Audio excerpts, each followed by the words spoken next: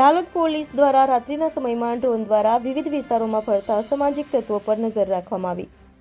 તારીખ 5/12/2024ની રાત્રિ દરમિયાન દાહોદ જિલ્લા પોલીસ અધિક્ષક રાજદીપસિંહ ઝાલાના આદેશ મુજબ ઝાલોદ ડીવાયએસપી ડી.આર. પટેલના માર્ગદર્શન હેઠળ પીઆઈ રાઠવા દ્વારા રાત્રિ દરમિયાન ફરતા લોકો પર વોચ રાત્રિ દરમિયાન તળાવ વિસ્તાર અને સરદાર પટેલ ચોકમાં ઊભા રહી નગરના રસ્તા તેમજ સુમસામ જણાતા વિસ્તારોમાં બારીકાઈથી ડ્રોન દ્વારા પરીક્ષણ કરવામાં આવ્યું હતું।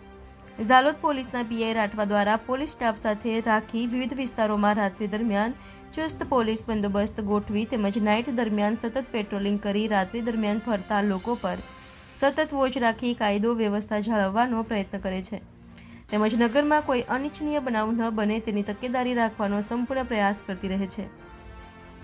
આજે વધુ ચુસ્ત રીતે રાત્રિ દરમિયાન અસામાજિક તત્વો તેમજ ગેરકાયદેસર હેરાફેરી કરનાર લોકો પર દેખરેખ રાખવા માટે નગરના રસ્તા તેમજ સુમસામ જણાતા ખૂણા અને ઝાડી ઝાખરાઓથી છવાયેલ ખેતરમાં ડ્રોન દ્વારા બારીકાઈથી નિરીક્ષણ રાખી રાત્રિ દરમિયાન હિલચાલ કરતા લોકો પર બારીકાઈથી નજર રાખી કાયદો વ્યવસ્થા ન બગડે તેની તકેદારી રાખવામાં આવી હતી। Reporter Pankaj Pandit, Gujarat crime news, Jhalod.